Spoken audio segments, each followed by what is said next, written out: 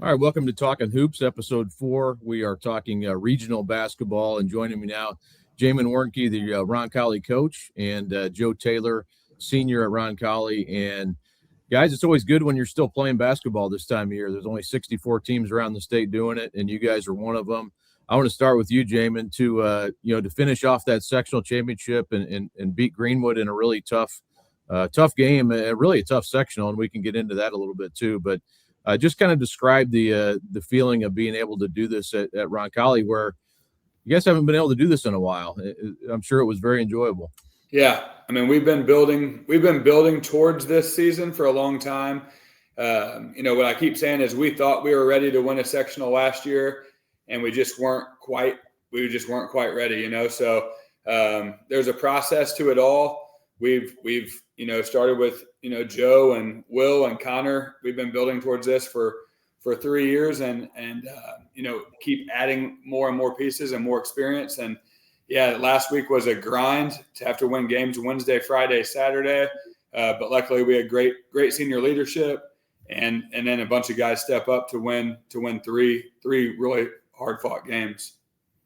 Joe, I was there on Wednesday, and you guys, it was a battle. You had to get through a New Pal team that, they had the lead at halftime. You came back and won 69-58. But what kind of described and Connor Kessler had a huge hand in that as the third quarter started, I thought. But it kind of described the feeling going into halftime where you're trailing. It's sectional, it's do or die situation. Mm-hmm. What was kind of the mood of the team? And coming out of that halftime, what was said to each other there? Yeah, well, we came into halftime disappointed at the scoreboard.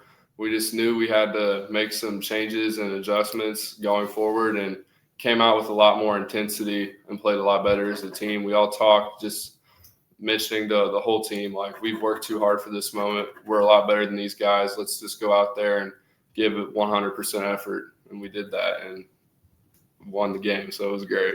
Yeah. And Jamin, you kind of mentioned that night, talking about Connor and what, kind of the corner he's turned as a leader for you guys, and kind of what he said there on the bench as the third quarter was about to begin. And it sounded like you got a good feeling based off what you heard from him.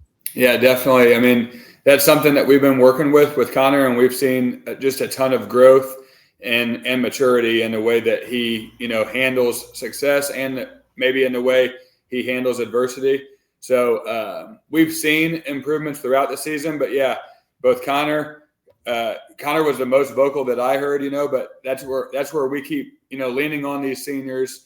And, I told you the other night, more importantly than saying the right thing, Connor and these guys went out there and did the right thing in the second half. And they, we found something that worked offensively. We kept hammering that. Connor kept making the right play. We ran the same play like three straight times, and we scored 3 different ways because, we were making the right decision. So I think that's, another benefit of having a bunch of seniors, a bunch of experience, and guys, playing the right way. Well, I'm a bad host. I should have said Roncalli plays Northview in the regional. I probably should have mentioned that up front, but that will be on Saturday. And that Northview team I've seen play in the Hall of Fame, veteran team, tough team. It's going to be a really good game over at Greencastle on Saturday. But Joe, to ask you too, I mean, you get through New Pal, you get through Beech Grove, and then that Greenwood game, Joey Ortman came ready to play in that one for sure, and he was a big part of that. But from your perspective as a player, you've kind of been building for this, to get a sectional championship and to do that for I know some programs are used to like, hey, we do this every year and maybe take it for granted. It's been 15 years for Roncalli, so to be part of this team as a senior, what's that mean to you? Well, it means a lot. The past 2 previous years, we've made it to the championship and haven't been able to get it done. So just being able to get it done and win the sectional just meant a lot, and just keep taking it one game at a time because we know we're good enough to make a run deep in the state tournament. So it means a lot. And Joey came out strong, ready to play against his old school with a lot of intensity. So that was great to have. Jamin, what is I know Joey has not been able to unfortunately play much of this year. What's that been like for him and you trying to navigate through a kind of a disappointment because of the injury, and then to have him ready to play in the sectional? What did that take for both of you guys? Yeah, so it's been tough. He played in our first game of the season, which was on a Saturday, and on that Monday, he just couldn't get his back. His back was locked up, and he couldn't get moving. And we sent him out to the training room, and then they went to the doctor, and they do all these tests. They found out he has stress fractures in his back related to pitching, related to a summer baseball tournament where he injured his back, and it just never healed correctly. So he's spent the last 3+ months in a hard brace, not being able to do hardly anything. And he's been a great teammate. He brings great energy. He still comes to every practice, every game, but he hasn't been able to do anything for like 3 months. Then we started progressing him on a bike. I was telling anybody who would ask me, I would tell him that he was out for the season. Like, I just didn't think there was any way that he would ever come back. Joey kept telling me that he was going to come back. So as we kept seeing, progression, he would go to physical therapy once or twice every week. He would get cleared for more and more things. And then that last week of the regular season, he got a full clearance. So we saw a little bit in practice what we saw the other night at Greenwood. His first full practice back, we're working on varsity transition defense, and we have him on JV, and he absolutely torched us. I mean, we would get the bucket guarded and the ball guarded and the ball side, and they would find Joey on the other side, and he would drill a three. And once he gets hot, he really starts. He can really get hot. And so we've seen that in practice, and Joe got some tough calls the other night at Greenwood, got in some early foul trouble, and we subbed Joey Ortman in a little earlier than what we expected, but he gave us a big time lift. Yeah, certainly did in that first half and got you guys going. This is a balanced team. Connor Kessler about 14.5 a game, yourself about 12.5 and 8 rebounds. Luke Feldman obviously can really shoot the three. He's about 12 points a game, and then Will. I mean, he just kind of does everything. Make assist leader and get steals, and he can score too and rebound. But Joey kind of adds another element for you guys, right? To if you need some help off the bench or another scoring threat, that's a pretty good guy to go to. Yeah, definitely. Yeah. And you get what do you see, Jamin, so far out of this Northview team?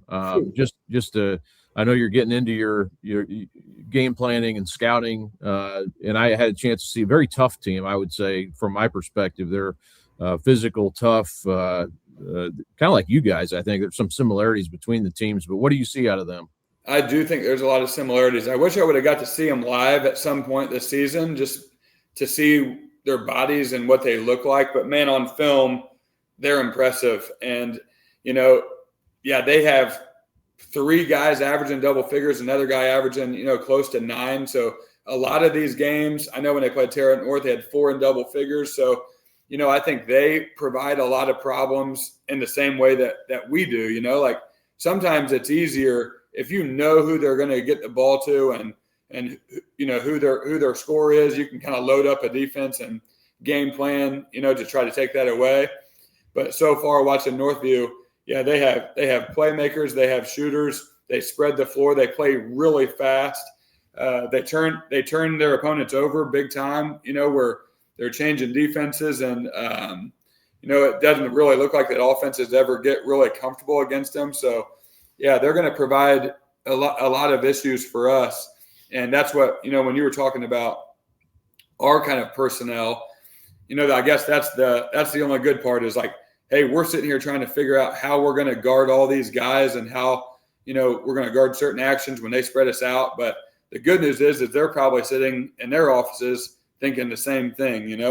We got a big guy, and we have Connor Kessler and Luke Feldman and Joey Ortman, and Caleb Maurer had a great week last week. And, we have a lot of weapons, but so do they. So, like you said earlier, I think it's going to be a really great game. I think it's going to be 2 pretty similar opponents. And, like who wins the game where the talent is probably pretty close to equal. And that's the team that plays the hardest and plays together the most, so we're going to really enjoy this week, but we're going to be pounding that home. Like, this Northview team is very talented. The way we win is by playing really hard and playing together and for each other. And Northview played in the Hall of Fame. They lost to Mount Vernon by 11, and they actually had Silver Creek down at halftime. Ended up Silver Creek kind of turned the Jets on in the second half, and they win by 12. But that was impressive as well. Some of their other losses, Park Heritage, which is still playing. Plainfield was a great team all year, and then Terre Haute North, which is on a remarkable run, and they're still playing as well. So they've lost to all good teams. They've beaten some really good teams this year. But Joe, you guys have played a really tough schedule as well. You're 17-7, but have played a lot of teams. Obviously, playing the Marion County tournament. You played Brebeuf towards the end of the year, Guerin in a close game. Some tough games there. But how do you feel like your schedule has maybe prepared you for what you'll see on Saturday? Yeah, I feel like our schedule has definitely prepared us. When I was watching film on Northview, they reminded me a lot of Guerin Catholic and how they play. Just two skilled, fast, quick teams that know how to play together and have great play styles. And just there's a lot of teams on our schedule that kind of resemble Northview. So it's nothing new to us. We know what we have to do going into the game and how we can come out and play all together and make it a battle. So. Well, and I would be remiss too if I didn't ask. We talked to you guys both about this earlier in the year and did a story about Brayden Collins, but he has been a kind of the story or one of the stories of your story this season, I would say. And he got a chance to get in the game, hits a 3-pointer, and that I don't, it was just what a great moment that turned out to be, and an inspiration for you guys all season. But what is, and I know he's got a chance to be out there other times this year too, and be part of this whole story for you guys. But Jamin, what is his presence meant for you this season? So he got in a couple games last week. Late in the games. Student section is always on my rear, to get him in the game if they feel like he should be in. But I thanked BC at halftime of the Greenwood game because you could just hear his voice. I think when you're a senior and it's the end of the year, I feel like that's why we're playing so well right now. I feel like that's why we're kind of coming together, is that when seniors see the end in sight, then they're going to do every single thing they can to, prolong the season. And BC has been a great teammate and a great leader all through the year. But a lot of that has been through his actions. This past week, I heard his voice a lot, tighten up the huddles, and he's kind of leading our real energy on the bench, and he's saying all the right things. So I thanked him for that at halftime of the Greenwood game, and his response was, "Hey, it's all I can do. It's all I can do." But we're lucky to have the seniors that we have, both the guys that get to really help us on the court. But BC has been a huge lift and a huge inspiration to us all for the last almost 2 years. But he's stepping up his game as here in the postseason as well, helping us in every way he can.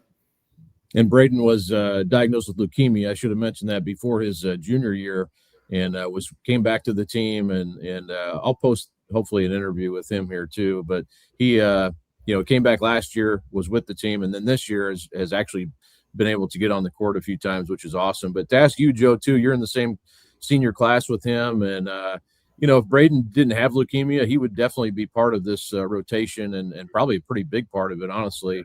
You can see the way he shoots, when he gets out there now. But what's it been like for you, Joe, seeing a peer that you've known for a long time go through that and then be able to be a part of this run for you guys? Yeah, it's just been amazing. His story is so inspirational.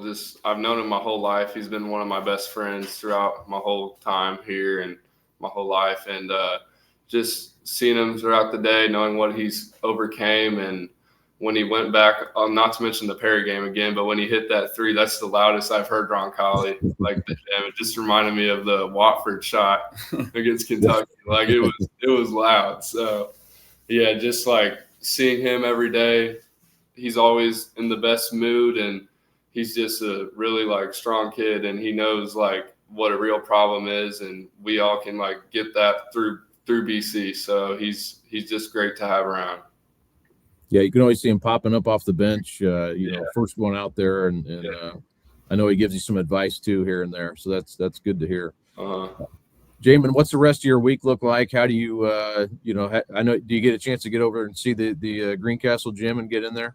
Yeah, we're looking forward to that. We practice over there tomorrow after school, so we're taking the court there at 4:15 tomorrow. So today and Friday will be heavy Northview prep days. Tomorrow will be more of just let's get used to our surroundings and get a lot of shots up.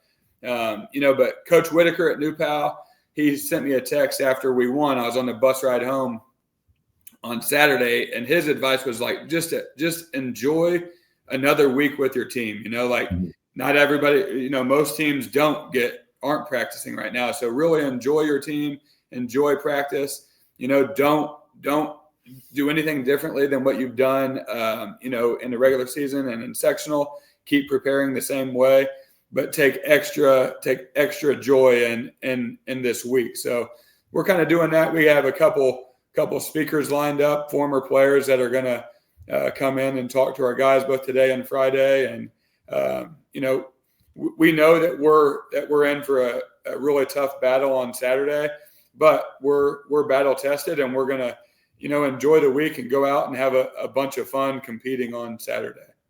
Are you bringing Trevor back in? I got a chance to hear his speech a while back. Yeah, no, not Trevor. So, but these guys have some big shoes to fill because Trevor did a great job. He did. I enjoyed listening to that. But appreciate you guys again. Roncalli plays Saturday against Northview. That game at Greencastle will be one of the best games of the day. Really, that game at 4 p.m. and the McAnally Center too. Man, what a great venue, and an underrated venue. It's a great place to watch a game. So if you have no rooting interest, get over there and watch a good one. But appreciate you guys coming on, and I can tell Joe's hungry, so he better get to lunch here and get something. All right. Sounds good. Hey, Kyle, we're looking forward to seeing who you pick this week. That's right. I think we keep it the same. Go with the opposition. Yeah, go with North. I'll provide locker room bulletin board material all week long. So. That's right. Thanks, guys. Yeah, thanks. Thanks again to Jamin and Joe for coming on with me, and wanted to play you an interview we did with Brayden Collins from earlier this season, just to for a little background on his story. I mean, they broke the news to me, and my whole family was there, and it was like I think the way I reacted was almost just like I didn't know what to think of it. I couldn't even really process it. Like, everyone around me was crying, and like I didn't even start crying until they broke the news of the no sports, no school, no anything for 9 months, and they planned a surgery right away for the next day to get something implanted in my chest to make it easier. And I even had my first treatment that night. So it all happened really, really fast, kind of faster than I anticipated. I kind of just let it defeat me in a way. I was just sitting down, not doing anything. I really couldn't do anything. I was getting sick all the time. I couldn't go anywhere. But compared to now, where I'm up and moving, and I want to fight through that pain to prove the people that supported me right. I want to show them they did all that for a reason, and even before I want to prove myself right, I want to prove them right. When players or coaches talk about guys giving it all they have, he gives it all he has. We do some running and some shooting drills. We do a 5-minute shooting drill, and he'll complete that 5 minutes and he will collapse, because he doesn't have the strength, he doesn't have the endurance that he has, but he will give it his all for five full minutes. And his teammates see that, the younger guys see that, we see that. We'll use him as an example for a really long time. I think it really did bring us together, and it shows us to appreciate each other more and play for each other, and I think that's part of our success so far. I just wanted to share some background on that. Obviously, Brayden's been through a lot, just not away from the court, and to be able to come back and be part of this run, the sectional title, very cool situation for him, and a big part of the Roncalli story, really, even if they didn't win a sectional title for this season and last season. He was dragging himself to practices last year, was not in a very good health situation last year. Now he's able to get up, practice, do things that aren't necessarily 5-on-5, but he can do, shooting drills. And like Jamin said, just be a big part of this team from even even beyond an inspirational standpoint, just helping the team on the floor and at practices and during games as well. So pretty cool, inspirational story, super easy kid to talk to, definitely rooting for him personally and the fact that he's back is really awesome. So just wanted to share that as well. And we'll be back with our next interview here in a minute. All right, we're coming back here. Kyle Nedrip here on Talking Hoops and talking Northridge basketball, and Northridge into the 4A regional this week, joined by Scott Radeker and Brady Scholl from the Northridge team. I'm old enough. I covered Scott's North Montgomery teams way back in the day with DJ Bird. Brady, you know about DJ Bird? Not a lot, no. He was a really good player, different than you, but he could really knock it down from the perimeter. Mm-hmm. But wanted to get into, Brady, talking to you about this season you've had, and last I know, and Scott can correct me, he was averaging over 24 points a game, over 12 rebounds per game, and those numbers probably pretty close to what he's averaging on the season. But Brady, for you, just to be able to come back from last year, where you had the in the summer where you had the injury, to come back to what you're doing now, what's that been like for you? Sorry, lost for a second. There you go. Can you repeat that question? Sorry. Yeah, I was saying, I know you missed some time during the summer. You were out with an injury, but to be able to put this season together fully healthy, just what's the senior year been like for you? It's been a lot of fun.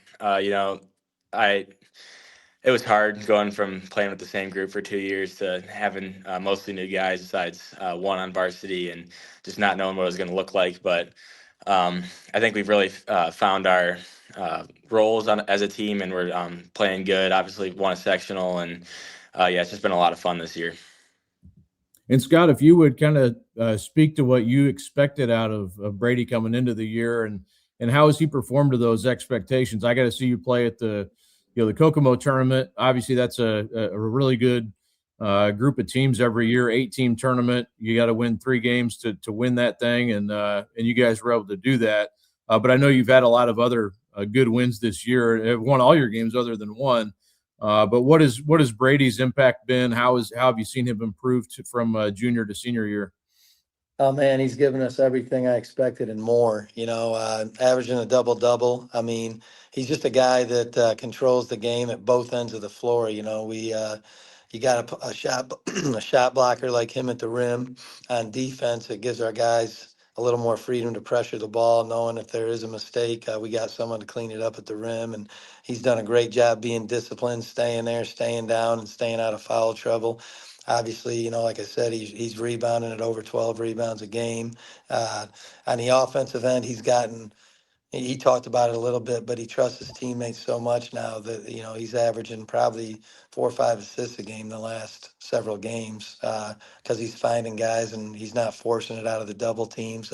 He's always been a real unselfish player, which is another great trait of his.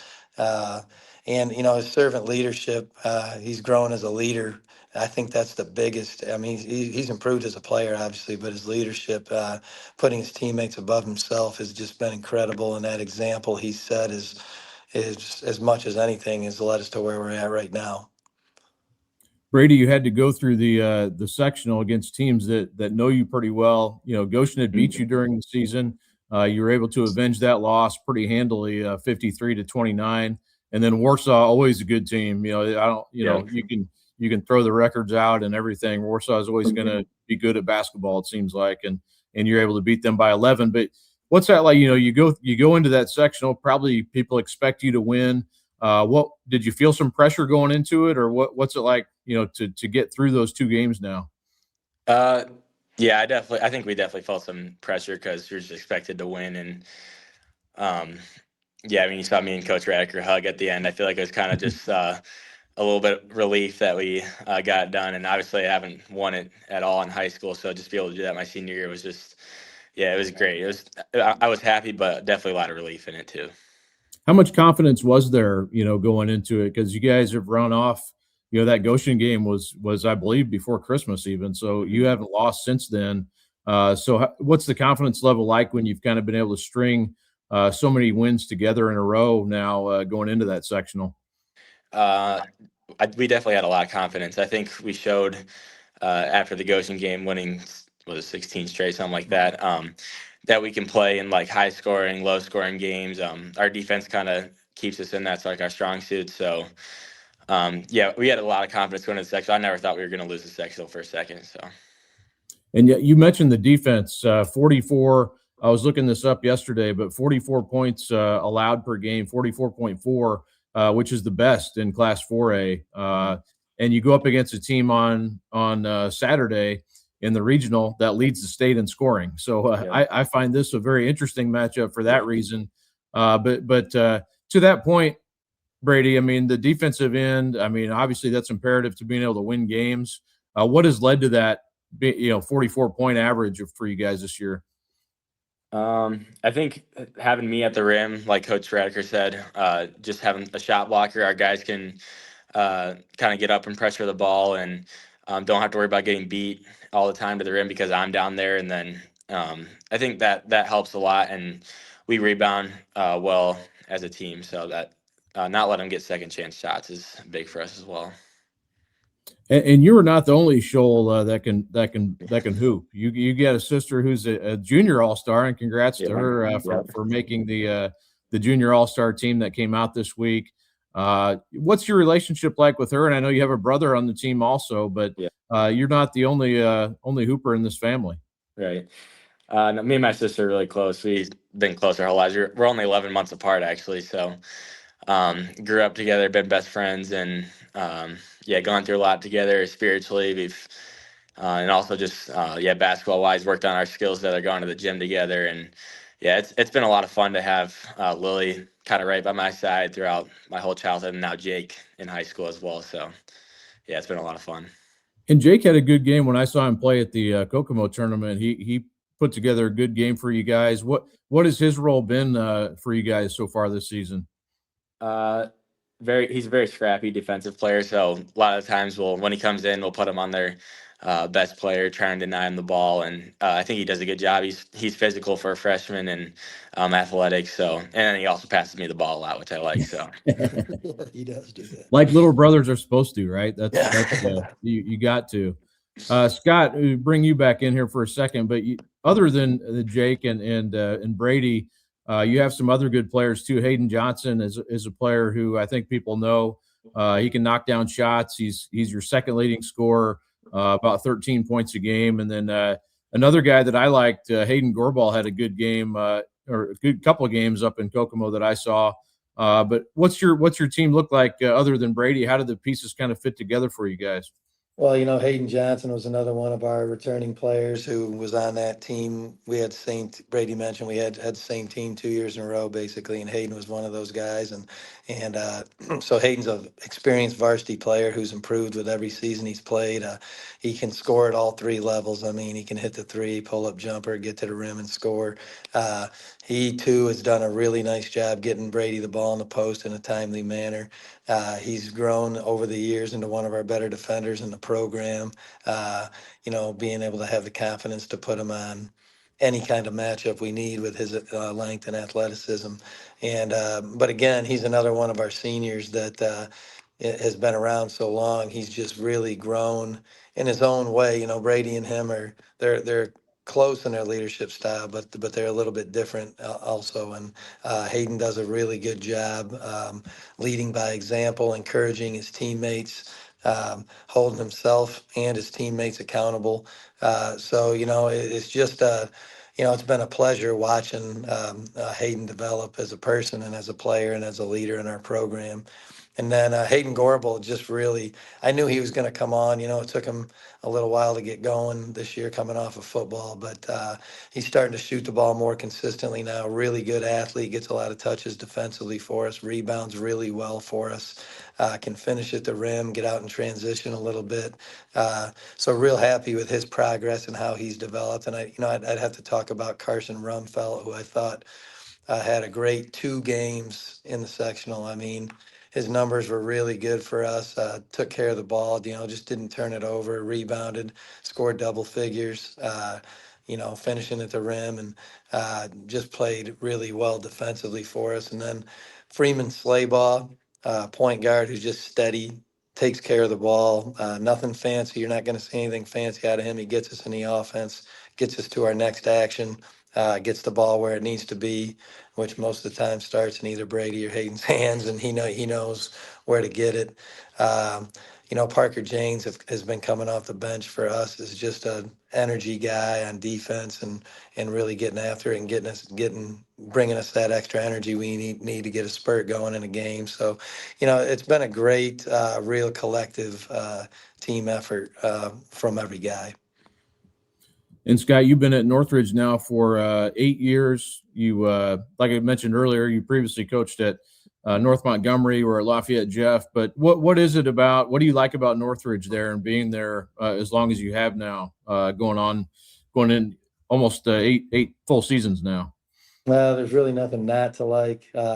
It's great families here. I got to start with the administration. We have an amazing administration from the superintendent down to AD principals.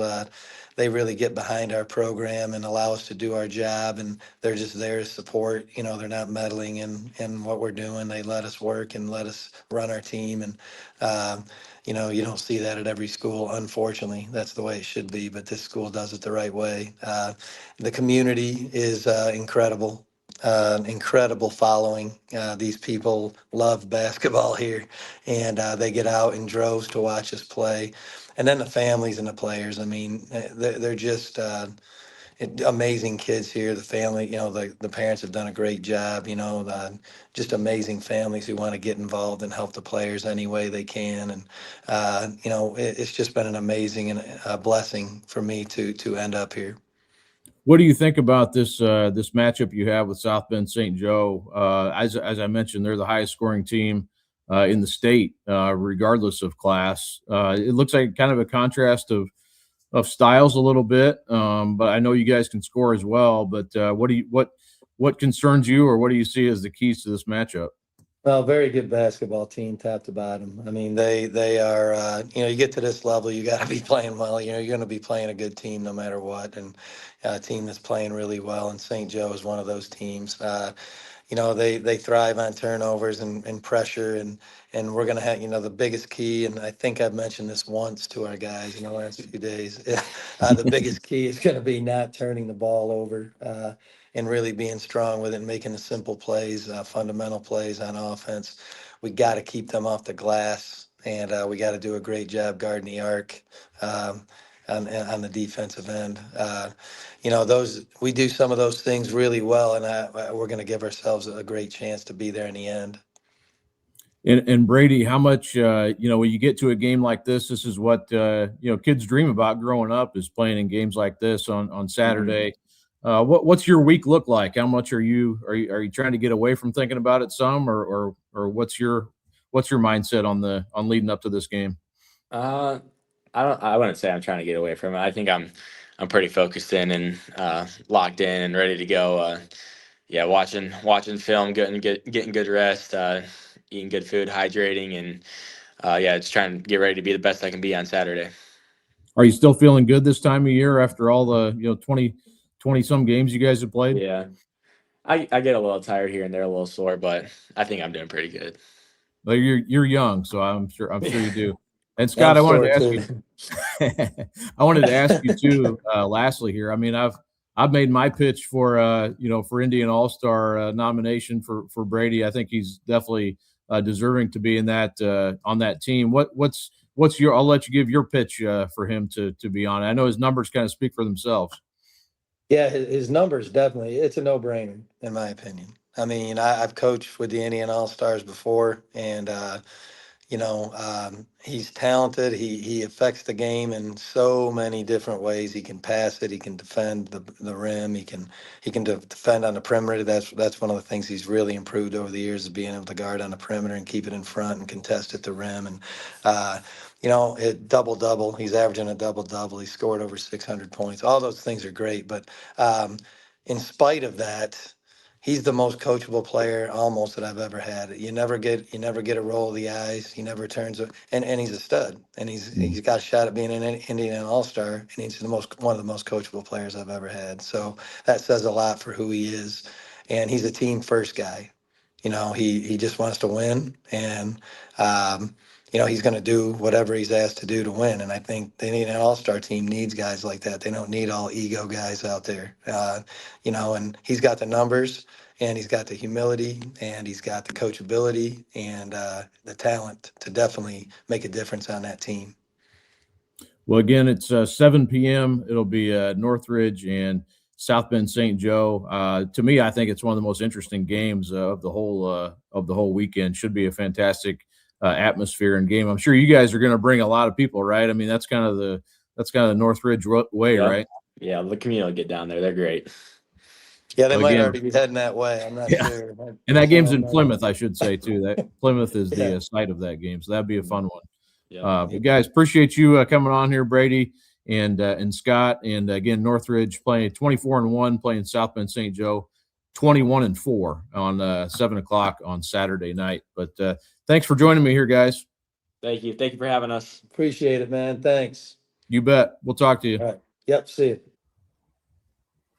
All right, now joined by Tony Leach of Prep Ball Stars, and Tony gets out to a ton of games during the high school season and sees a lot of basketball. So I wanted to ask him about, in my opinion, the game of the night. It's going to be, or the day really, the regional, and it's at Southport. It's 4 p.m.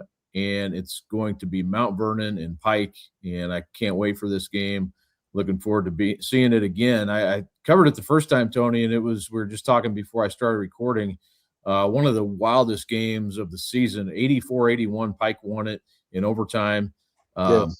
33 pointers between the two teams, and it turned out to be, it was kind of one of those weird Tuesday night games where, the crowd was not 3 days earlier. Well, I guess it would be 4 days earlier. Pike played Ben Davis. The place was packed, basically sold out, and it didn't have that vibe to it to start the game. But then Caitlin Clark walked in. She was there for the game, and then everybody started making threes. So it turned out to be a fun night of basketball. Well, but of course, they saw Caitlin Clark sitting there, so they had to show out for her.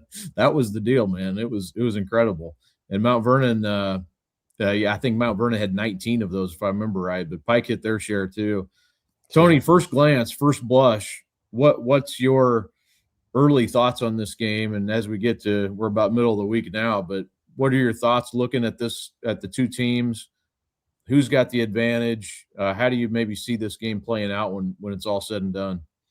Well, towards the end of the season, as I looked at those two, they were 2 of 8 teams that I thought could win the state championship. I mean, Mount Vernon is, 24-3. They've only got 3 losses to top 5 teams, Pike, Fishers, and I believe it was Crown Point. So, and everybody else they've just about blown out. So but they were in every game, even the ones they lost. So I think that having played Pike at Pike and taking them to overtime, they certainly they were able to feel the athleticism that they have, the skill that they have, and match them toe to toe. So they should go into that game with a lot of confidence. Not that Pike won't, but they're a pretty confident bunch anyway, with several nationally ranked players. So I don't know if it favors either one of them, but I think that I would favor Pike just because, they've got multiple players that have scored over 15, 16 points. And most high school teams don't have 6, 7 players that are capable of doing that. And they're one of the rare teams that do.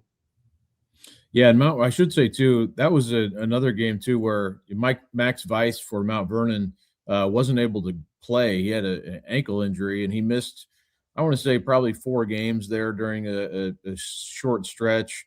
And he came back and played again. He's obviously fine now. He's playing really well. So they missed him that night, but also Landon Lampley didn't play. I talked to him after the Ben Davis game a few days earlier. Yes. And he said, man, I'm not feeling well. Kenneth Lampley actually missed the Ben Davis game. Right. And Landon caught whatever Kenneth had and then missed the Mount Vernon game. So both teams were missing very key players to their team in that. So that kind of, it sort of equaled each other out, I'd say. But but you also add the element of bringing both those guys back at full Right. strength. So another added element to this matchup. Right. Yeah. I mean, actually, we did a kind of a game of the night for the Prep Ball Stars. Pike, Ben Davis, and Landon he was the MVP of the night, Mhm. and it was sort of a high school version of the Michael Jordan flu game for him because he was sick. I mean, he didn't really even want to talk, so he was out for about a week after that. And like you said, his brother Kenneth was out for that game. But sounds like everyone's going to be full strength, so no excuses in terms of health or anything like that. So it should be a great matchup. I want to ask you about Pike specifically, Tony, because this is a team that, I give Jeff Teague credit. He has I think, brought this team along during the season. I mean, everybody, talks about how talented they are, and they really are. I mean, they're as talented as anybody with all pieces of the puzzle, really. And I thought they showed that against Plainfield when, you get behind in a sectional game, and these high school games are only 32 minutes, and they were able to come back and showed some real resolve and mental toughness, I thought. And I got to tip my hat to them because, that's maybe something we didn't know. They're a little bit young and inexperienced in some areas. But I got to say, to win that game took a lot. Plainfield's a really good team. And then to do it the next night against Brownsburg, I think shows quite a bit about maybe where this team has come, just not only from a talent standpoint, but winning close big games. I would agree with you. I think if you were to just say to any coach in Indiana, give me whatever roster I could want, Pike has to be probably the best roster in terms of talent. And with Jeff Teague, I mean, this is his second year. And, anytime you come in as a new coach, no matter obviously he's got the pedigree with the playing, and but coaching in high school, Indiana specifically is different with the way it's, there's no shot clock and like some other states, those sort of things. So the thing that I've seen, and he was just named, Marion County Coach of the Year, which is a tribute to the job that he's done this year. But, I've been to several of their games, and he's made several in-game adjustments. Even in the Fishers game that they lost by 9, I mean, they looked like they were going to get blown out of there, and they fought their way back in that game. And if they had lasted another minute and a half, they probably would have gotten that one. So again, but Pike is, if they're just focused, especially defensively, I don't think anyone's going to beat them. But sometimes they can get a little lax. So, but if they come and ready to play 32 minutes, then I think great things are going to happen for them. It's going to take a really, really good game for Mount Vernon, which they had when they played the first time. 81 points. I don't think that's probably the most that was scored against Pike the whole season. Yeah, definitely. Mount Vernon came out really on fire in that game. And Tony, too, I will say the progression of Luke Ertl has been fun to watch, too, over the course of the years. And, he is just one of those, you can't believe some of the stuff that he ends up doing. And the covering the Greenfield Central sectional championship last year, just incredible performance by him and Brayden Collins, just going head to head in a phenomenal game. But Luke he seems to rise to the occasion. I know, sometimes people look at his team and they, you kind of overlook them a little bit just because, well, how can they stay with a team like Pike? But their pieces fit together because of Luke, and he knows how to get the most out of his guys. And, I'm really looking forward to seeing what he does on Saturday. But, what's been you've been able to see him a lot. What impresses you most about Luke Ertl? I mean, he can get any shot he wants. I mean, he's really crafty. He's got a really good pull-up game, shoots the three-point well, but he gets his teammates involved as well. I mean, he could take 20, 25 shots a game and average. I mean, he's averaging 24 points as it is, but he could easily average more than that. But, I think that for them to be the type of team that they are, he knows that he's got to get his teammates involved, which he's been able to do. I think it will take, more than 24 points for him for Mount Vernon to be successful on Saturday. And he's capable of doing it. Pike has a lot of guards they can throw at him. TJ Davis, I'm sure, is going to spend some time guarding him. So will Ian Macon, those two. And and they may go big on him. They may put one of the, one or both of the Lampleys on him, throw different looks at him, but he's going to have to score. But the thing that Pike knows, they felt them give them 19 threes, made threes, so they know that there are other players that they've got to account for. And you mentioned that Max Weiss didn't play, so they got to go in that game knowing that it's not Mount Vernon's not just a one-man band. They've got some players that can be effective. And I think that will help Pike, having seen how Mount Vernon can shoot and understanding, probably just knowing their personnel a little bit better than they did last time. So you're scouting these games a little different than you do a Tuesday night regular season game, right? For sure. But this game too, the winner of this really becomes arguably the favorite to come out of the South, or maybe not even arguably. So there's a lot riding on this game. The second game there, Lawrence Central and Decatur Central, and that's a 7 p.m. game. But man, you think about the team that loses this game's out, and I know we see it during the sectional too, where good teams lose. But there's so much riding on this game. But Tony, you look at the LC Decatur game too, and those two teams got to be sitting there like, this is cool for us. We get a chance to keep going and play each other, and we get to advance another week. The winner of that game too. Right. I tell you, Lawrence Central didn't have the best regular season, but I did go to their open gym. And when I assessed their talent, I thought and I told Coach Washington this, that I felt like they had top 10 talent, maybe top 5, but it took a while for them to get it together. They had guys transferring in, they had to sit out, they had some injuries, they had, another guy leave and head back to Warren. So, but when I saw that matchup, I went the first time they played Lawrence North, and it was a barn burner that, it went down to the wire. So when I saw that they were matched up with him again, I said, you know what, are they ready? I even made the comment even during the county with the real Lawrence Central, please stand up. And, they beat Ben Davis during that tourney. So to show that you can beat a team like Ben Davis, it showed the type of team that they could be despite their record. So, and then Decatur Central, they're sneaky. They had two players that were third team All-Marion County. So that says a lot that you've got three of the, someone deemed them three of the, 15 best or two of the 15 best players in that conference, one of the best conferences in the country. So they're not, I don't think that Lawrence Central or anybody else will take them lightly. They're going to have to play. Yeah, and I saw both those teams play in the county, and I was at that LCLN game too, and I agree. Their LC's record not really indicative of how good they are. And honestly, Decatur played Pike pretty tough in the county. They were, I think it ended up being a 12-point game, but they were in that game and not blown out of the water either. So right, both those teams I think will be, when you get into the semi-state next week, whoever wins that game will be probably the sleeper. But I called LC a sleeper in the sectional, and I got a text from Phil saying the Bears have awoken from hibernation. So I think right. He told me the same. So he he was really excited when I talked to him a couple of days ago, as he should be, because when you start losing, especially when I think they're just around 500, maybe a little under, people start to doubt you. So to get through, Lawrence North stayed in the top 10 all season.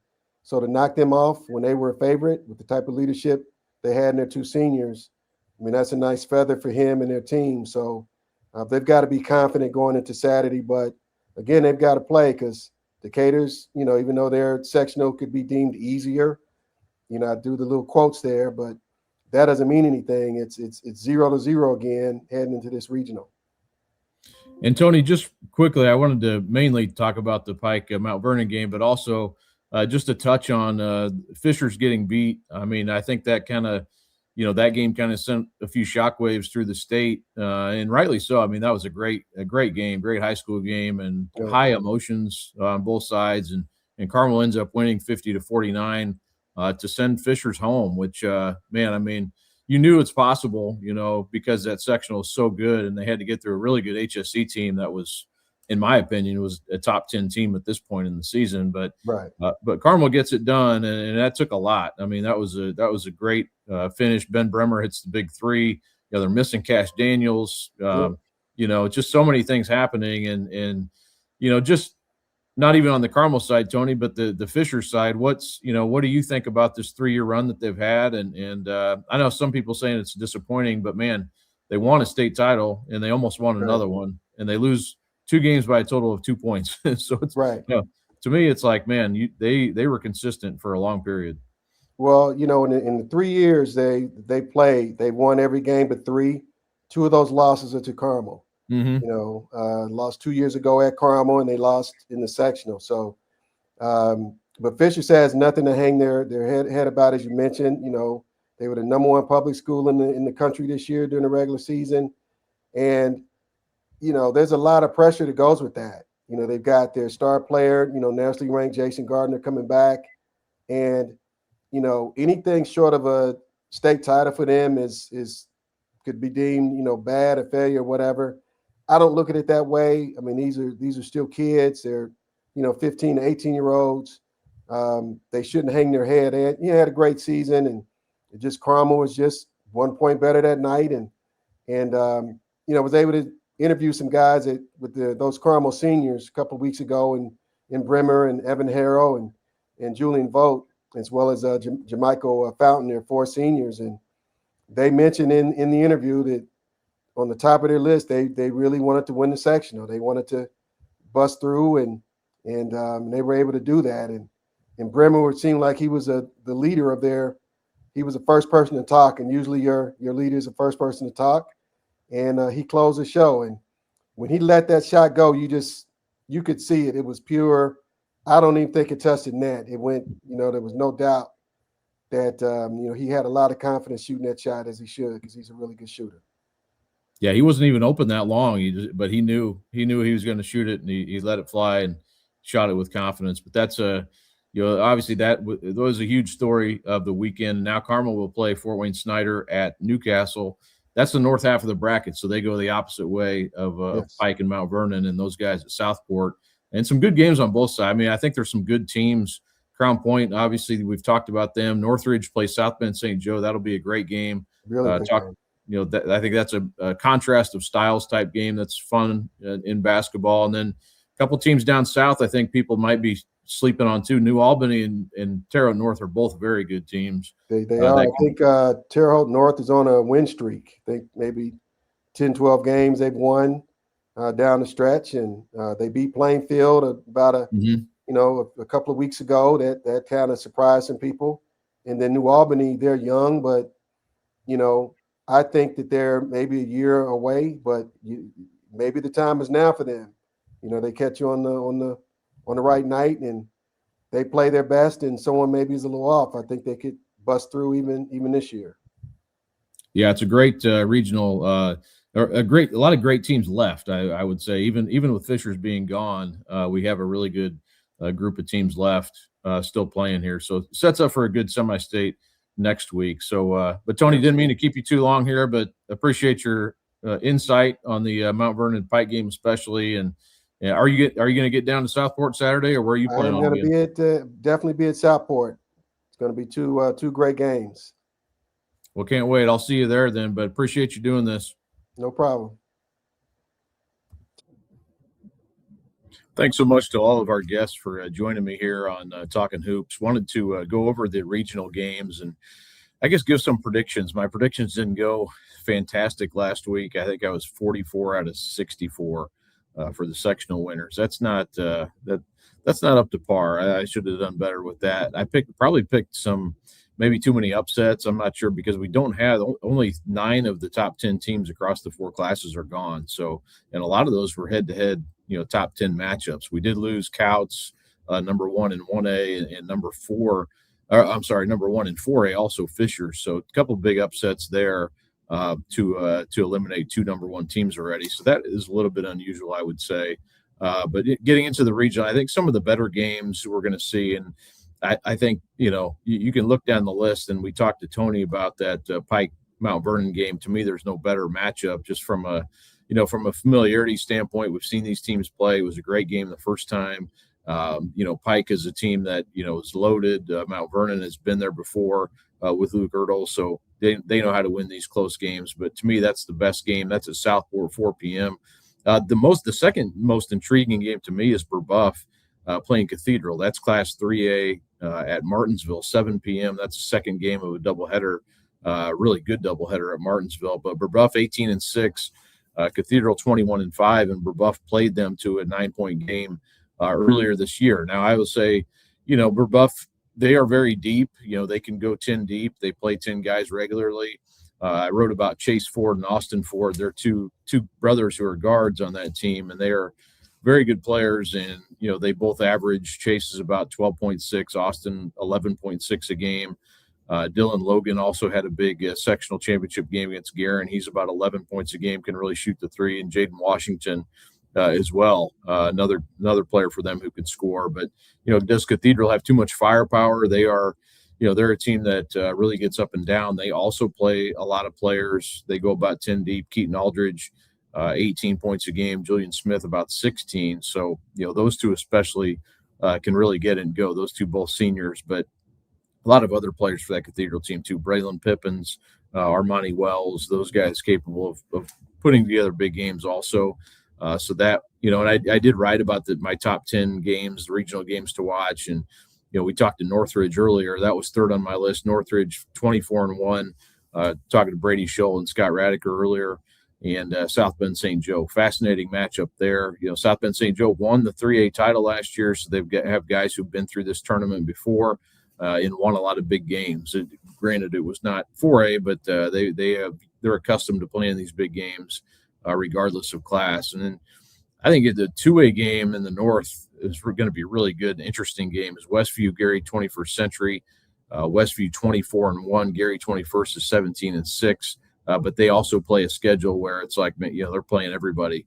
And they beat Crown Point, the only team to beat Crown Point this year. So the winner of that game, I think, that game's at North Judson at 8 p.m. That'll be a great matchup. Again, two teams that are maybe contrasting a little bit, but Westview can really score. They're Caden Grau and Austin Schlebach.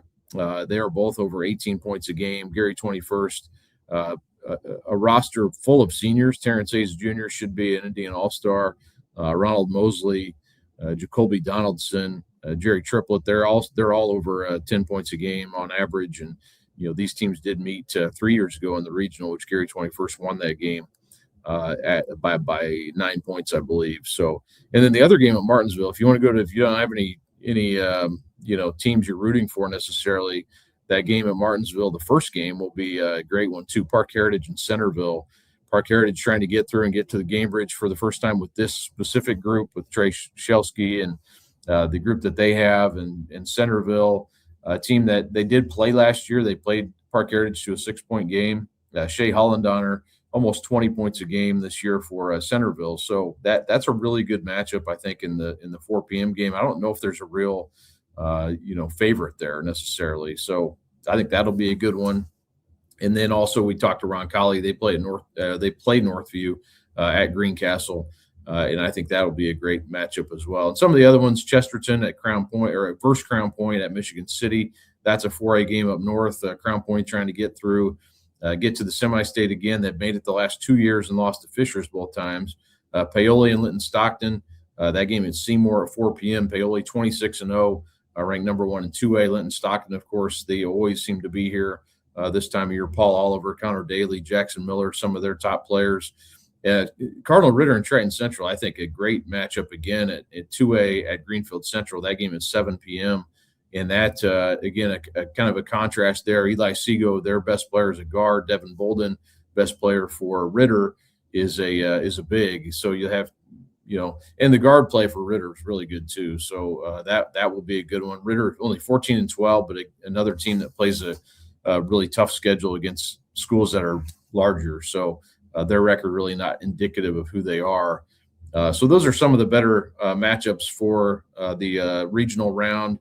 And, there's also some other teams playing locally that are in our area. Greenwood Christian, they will play at Greenfield as well. That is a Class 1A game. And Greenwood Christian, a team that, probably not expected to get here, although that sectional was pretty wide open. they will play Liberty Christian, which I've seen play a couple times this year. That's a very good team.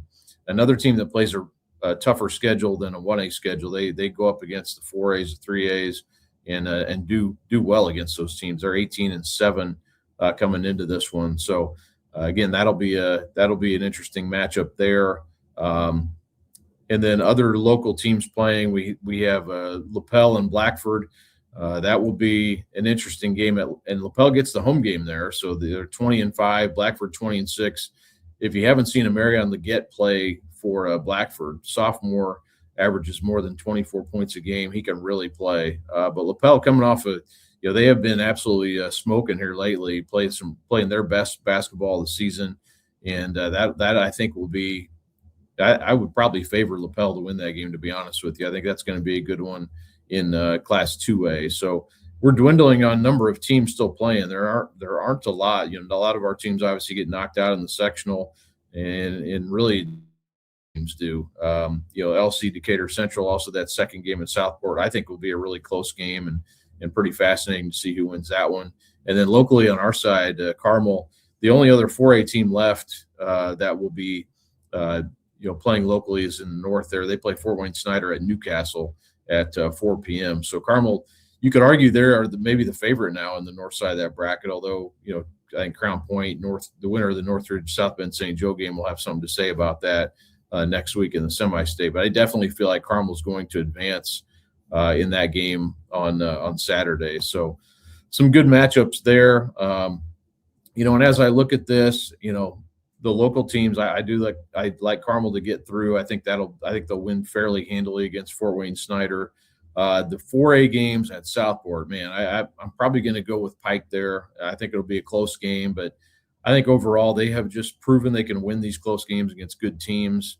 I like the way they've played lately. Landon Lampley's really played well. Isaiah Hill, shot blocking machine, and Mount Vernon's going to have to just be on fire from three again. And I think probably get a lot from Max Weiss as well. He's going to have a good game for Mount Vernon to win this game. And I do think it'll be a really good game. Ertl does not, he will not go down easily. He will fight to the finish, and he will normally finds a way. But I'm going to go with Pike to advance. And I will say, the LC Decatur, I'm going to go with LC to win that game.